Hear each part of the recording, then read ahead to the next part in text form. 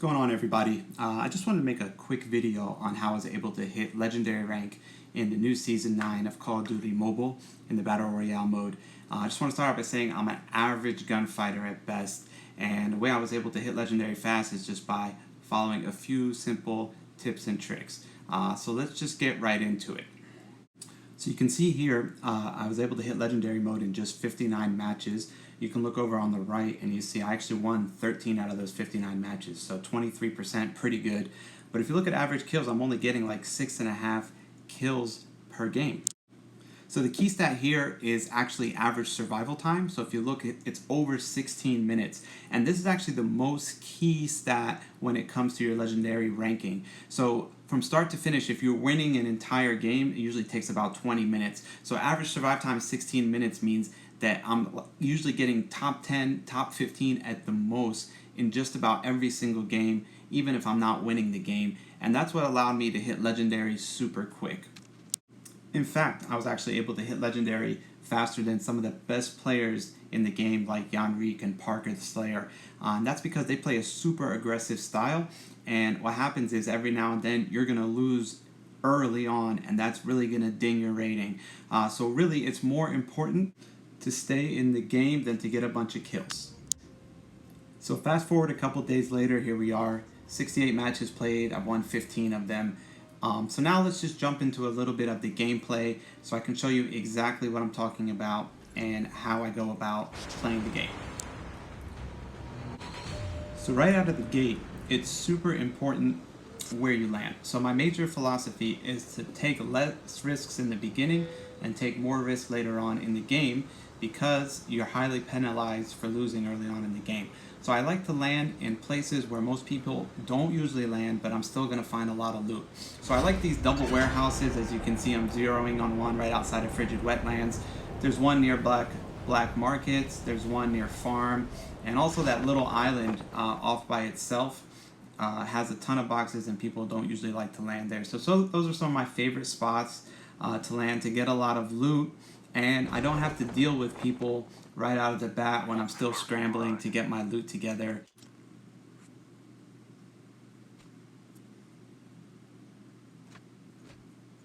So here we are, we're in good shape. We got a nice medium range weapon and a cordite, and a long range weapon, a kilo.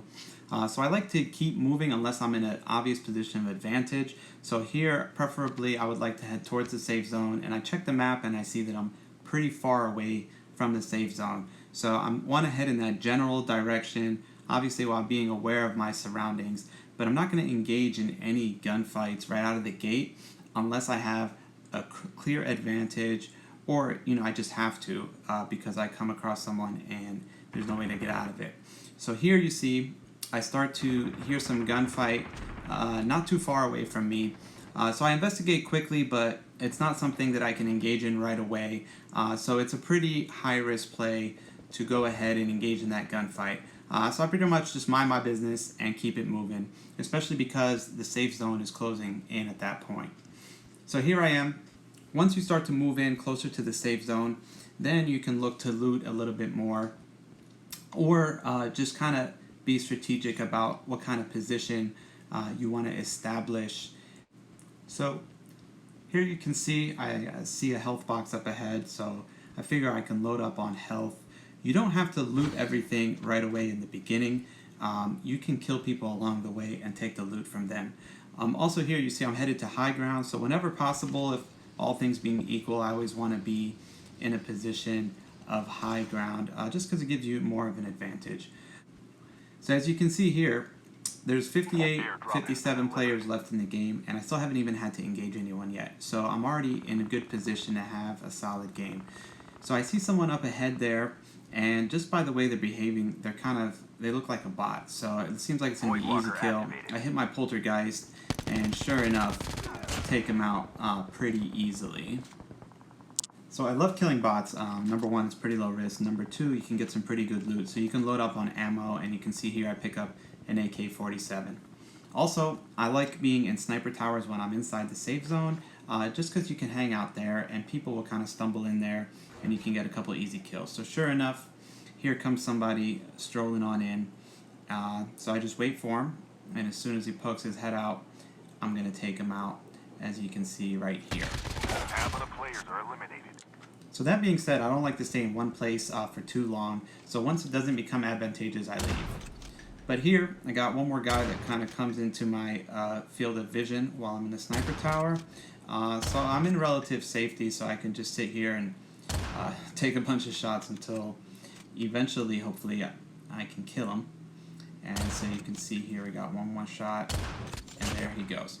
But now the zone is about to close in, so I got to keep moving and find my next position of advantage so that we can progress further into the game. So as we close in on the new safe zone here, somebody takes a shot at me. So I turn around, I hit my poltergeist so he doesn't have an easy go at it. And I realize he's a bot because he's running backwards in a straight line. So since the zone still has a while to go before it closes in fully, I figure that it's worth the risk. So I double back and I take this guy out. And as a result, I'm able to get some pretty good loot here. So got some ammo and I updated to an Arctic 50. So now I'm in pretty good shape moving forward. So I move back into high ground here and I want to get a quick check of the map. And as you can see, the last safe zone is going to be across a pretty large body of water.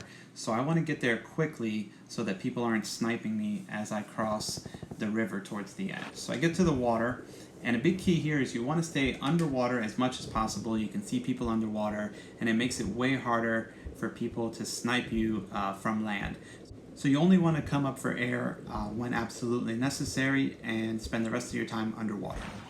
So here I am, I get to the other side of the shore, and sure enough, I'm looking to see if I can take some people out as they try to run in before the safe zone closes. I hear footsteps though, so quickly I hit my poltergeist. And you usually want to be proactive in these situations. You don't want to be a sitting duck. So I head towards the red dot on the radar, but it looks like this guy is trying to flank me. So we kind of dance around each other for a little bit. So even if you're an average gunfighter, you can use your surroundings to your advantage for cover. So eventually you see I catch up to this guy, I come in, and as I shoot, I make sure to keep moving. So therefore I make myself a harder target. Now this guy's not a bot, he's got some pretty good loot. So I'm able to heal up and get ready for my next battle. So as you can see here, there's only 11 people left, so I know I already have a great game going. I see this guy running in a straight line, so I figure it's safe to engage him, and sure enough, that's an easy kill.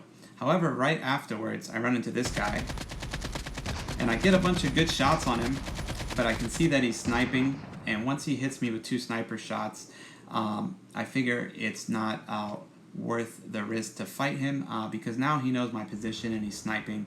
I can't believe I didn't kill this guy though. I hit him with about 10 shots right in his chest. So moving right along, right around this corner, we'll see an airdrop come into view. So my philosophy on airdrops is that I love airdrops, but not when they first come down because there's a ton of competition for them. Rather, once they disappear off the map, I love going in there, especially with this new season. You can get your custom gun, so you don't have to worry about missing out on loot in the airdrop. You can just go in there later when no one's around and get your gun. So I make my way into an empty house on the edge of the zone there, and I basically heal up and get ready for this final battle.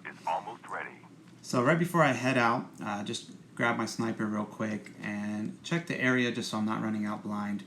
And then I make a run for it, and I can hear footsteps here, and this guy actually got a jump on me because my finger got stuck. But if you keep moving and aim for the head and chest, good things will happen. But now I need to keep moving because the zone's closing in around me, so I have to heal on the run here. And now I hop the fence here and jump in the house and get ready for this last final battle.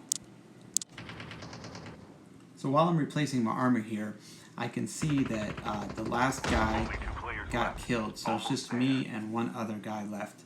So with that being said, I can see the zone is about to close here. So I activate my poltergeist and I want to jump out since I hear footsteps before the zone comes in and see if I can go ahead and get this kill. And sure enough, I see this guy poking his head out of the house. I get the jump on him and I kill him. So I get the win there, only 8 kills, but as you can see, that win there was worth 83 points. So most important things to remember is that time in the game matters the most. So you want to take less risk in the beginning, and you can take progressively more risk as the game goes on. Don't land in popular areas. Avoid gunfights early unless you have a clear advantage. And you got to keep moving, preferably to high ground when you can.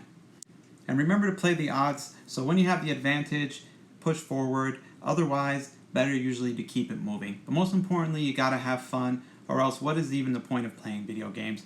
So if you made it to the end, I appreciate it, and I'll see you guys at Legendary.